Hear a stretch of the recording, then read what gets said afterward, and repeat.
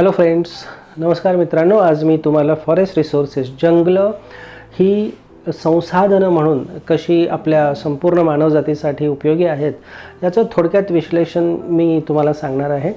सर्वात प्रथम म्हणजे आपण ऑक्सिजन घेतो आणि हा फ्रेश ऑक्सिजन, जेवढी नॅचरलिटी जास्त असेल आजकालच्या कंजेस्टेड एरियाज किंवा जे काही अर्बन एक्सपान्शन, अनप्लॅन्ड अर्बन एक्सपान्शन्स आहेत किंवा इतर स्लम एरियाज आहेत, ट्रॅफिक आहे, हेविली पॉप्युलेटेड एरियाज आहेत, यापासून जेव्हा तुम्ही दूर जाता, निसर्गात जाता, तेव्हा तुम्हाला तो मिळणारा शुद्ध purity of the natural air किंवा ऑक्सिजनची किंमत कळते. तर कशा पद्धतीनं ही फॉरेस्ट रिसोर्सेस आपल्याला सपोर्ट करतात त्याचा थोडक्यात मी आढावा घेणार आहे.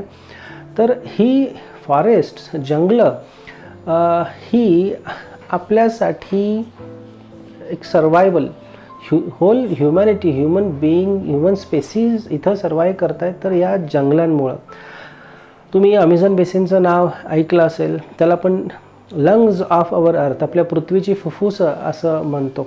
आपले सह्याद्री रेंजेस मध्ये आपण राहतो, तिथंसुद्धा काही बऱ्याचशा अशा स्पेसीज आहेत. It is steel place of organic evolution. Even north east Himalayan ranges जे आहेत तिथं मोठ्या प्रमाणावर स्पेसीज डायव्हर्सिटी आहे, एंडेमिझम आहे. ज्या स्पेसीज इवन सह्याद्री रेंजेसमध्ये आहेत, इतर कुठल्याही ठिकाणी सापडत नाही.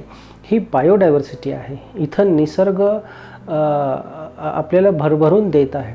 बऱ्याचशा गोष्टी त्याचे कमर्शियल युजेस आणि इवन त्याच्या आपल्या इकॉलॉजिकल सर्व्हिसेसच्या दृष्टीनं सुद्धा मी तुम्हाला काही गोष्टी इथं सांगणार आहे.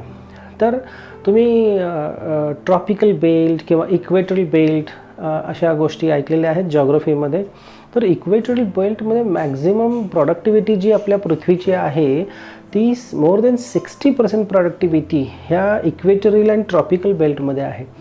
म्हणजे जगाची, पृथ्वीची जी ग्रीनरी आहे, जास्तीत जास्त ग्रीनरी आणि प्रोडक्टिव्हिटी, इथं सनलाईट अवेलेबल जास्त आहे, हायली फर्टाईल लँड्स आहेत, पाऊस मोठ्या प्रमाणात पडतो आणि मी तर असं म्हणेन की जास्तीत जास्त पृथ्वीचं ऑक्सिजन प्रोडक्शन हाऊसेस म्हणून हे रिजन इक्वेटोरियल आणि नियर बाय टू दॅट, तो अप टू ट्रॉपिक्स हे बेल्ट ही भूमिका पार पाडतात.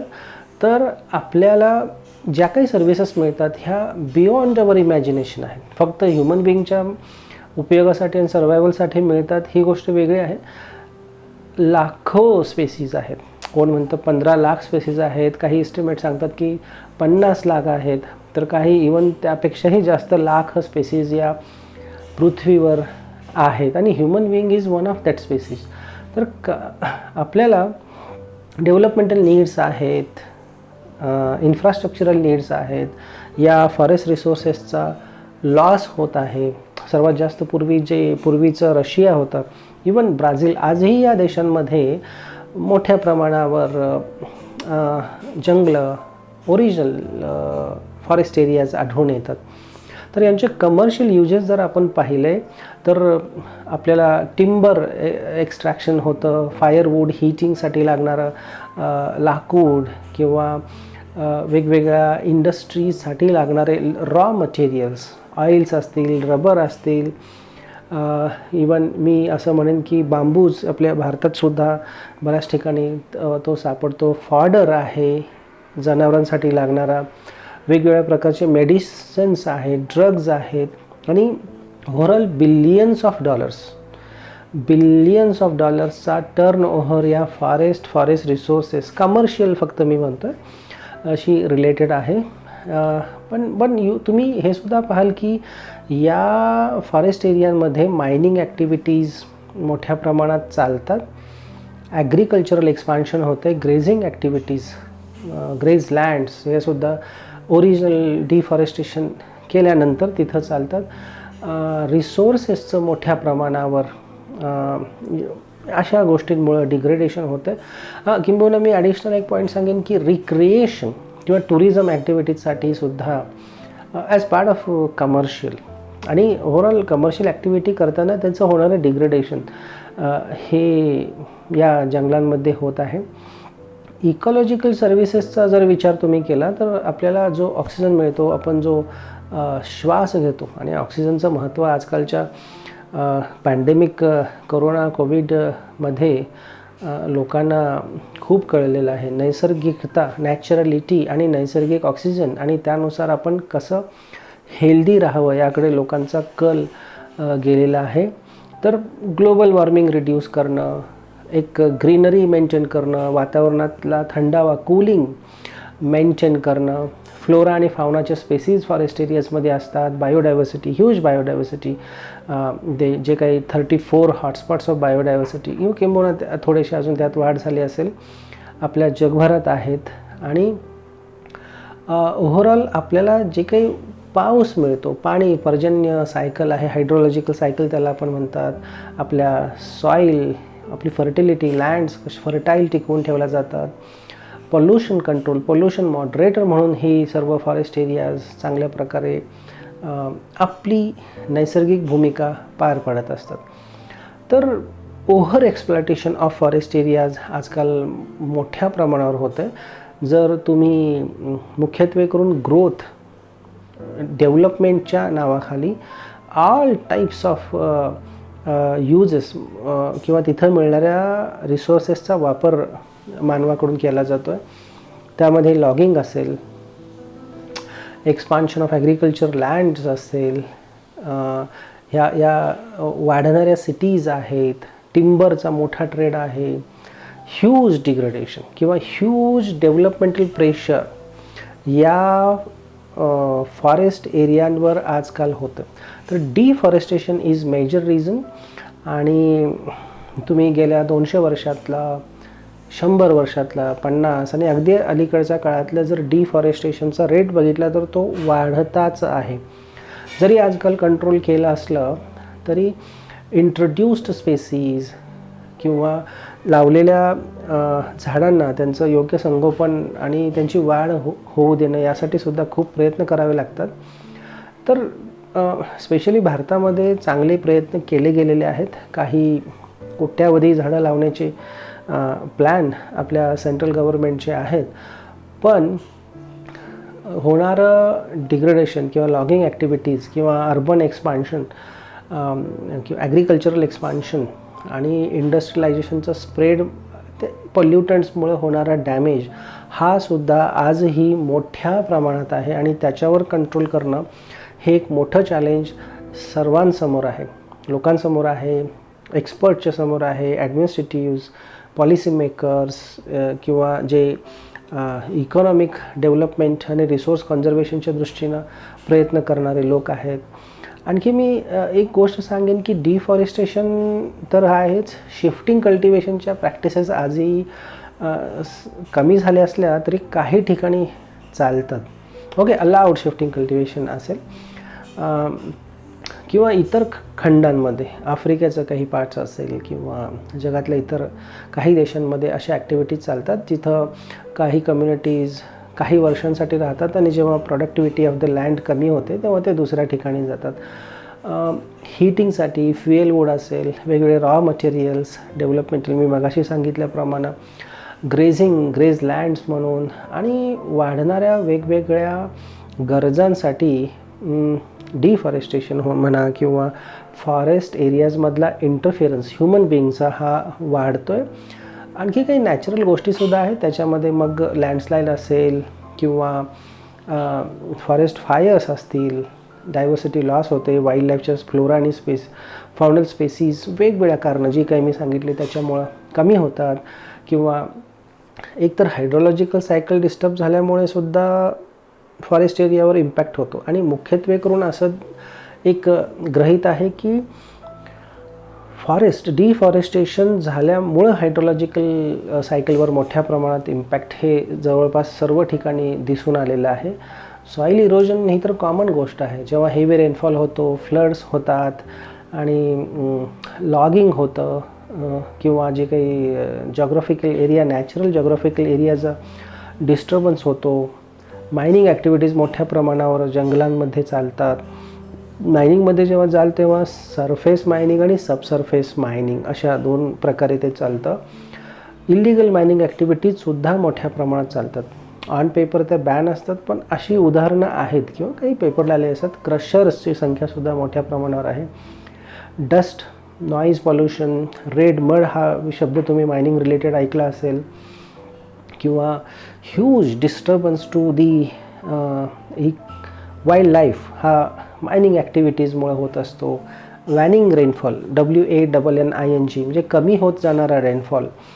तर यामध्ये आपण फॉरेस्ट एरियामध्ये डॅम्ससुद्धा पूर्वी आणि अजूनही काही ठिकाणी कन्स्ट्रक्टेड केले जातात. छोटे असतील, मीडियम असतील किंवा स्मॉल स्केल, मीडियम आणि large scale dams, multipurpose dam large स्केलला आपण म्हणतो. तर यातून मग रिसेटलमेंट, प्रॉपर रिहॅबिलिटेशन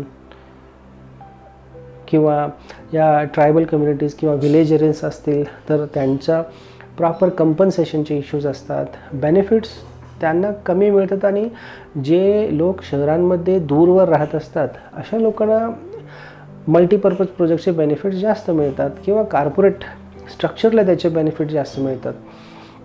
पण जे मूळ राहणारे लोक या जंगलांमध्ये शेकडो वर्षांपासून राहत असतात किंवा त्यांचं वास्तव्य असतं, त्यांनी प्रोटेक्ट केलेले असतात, ट्रायबल कम्युनिटीज असतील, हे रिसोर्सेस आणि त्याचा वापर, ट्रॅडिशनल नॉलेज त्यांच्याकडे असतं, तर ओव्हरऑल सगळ्या गोष्टी डिस्टर्ब होतात. म्हणजे वाईल्ड लाईफपासून, नॅचरलिटीपासून, बायोटिक अबायोटिक फॅक्टर्स असतील, ती वेगवेगळ्या प्रकारचं सायकलिंग असेल, इकोसिस्टीमच्या सर्व्हिसेस असतील आणि human beings, okay, lakhs of people. आणि ओव्हरऑल आजपर्यंत जगभरातल्या आपण गोष्टी बघितल्या असेल तर त्या गेल्या 100 वर्षातला तो जर आकडा असेल तो करोडोंमध्ये जातो की लोक कसे अफेक्ट झालेले आहेत.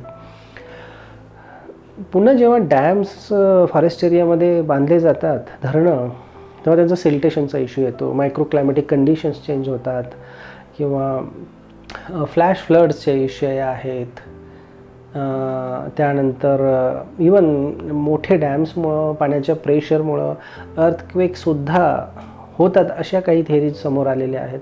तर ओव्हरऑल मी हे सांगतो आहे की फॉरेस्टचं प्रोटेक्शन किती महत्त्वाचं आहे. जंगलं आहेत म्हणून ते इकोसिस्टीमच्या वेगवेगळे घटक, फूड वेब आणि फूड चेन आणि फूड वेब हेचा बॅलन्स, यांचा बॅलन्स योग्य प्रकारे मेंटेन केला जातो आहे.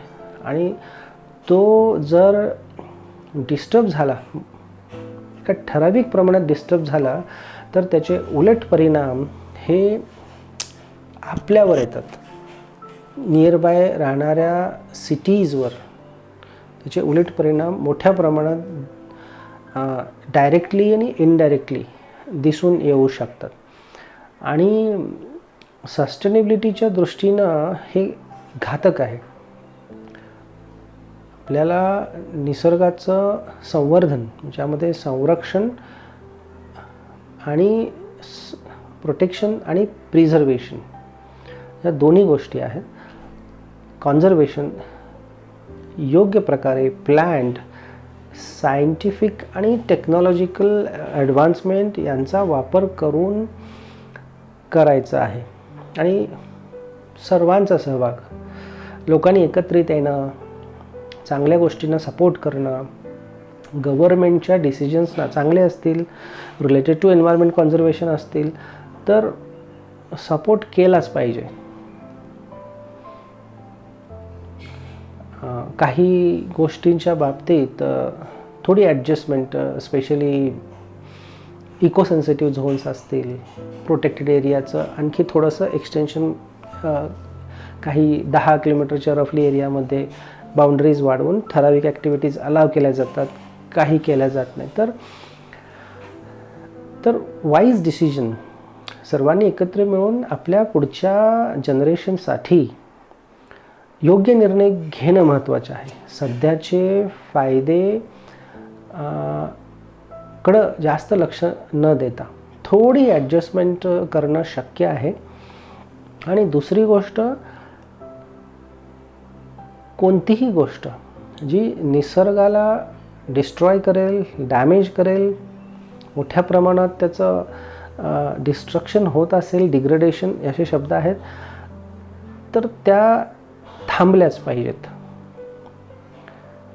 पण इकॉनॉमिक डेव्हलपमेंट, सोशल अपलिफ्टमेंट की एन्व्हायरमेंट कॉन्झर्वेशन, अशा गोष्टी जेव्हा एका वेळेला समोर येतात तेव्हा सर्वांनी मिळून डिसिजन घेणं महत्त्वाचं असतं. यालाच आपण वाईज डिसिजन असं म्हणतो. योग्य मार्ग शोधणं हे आपल्या हातात आहे आणि आपणच करायचं आहे. तर एवढं बोलून मी माझे शब्द इथं थांबवतो. पुढच्या वेळेला असंच काही टॉपिक घेऊन मी तुमच्यासमोर येईन. थँक्यू. Bye bye.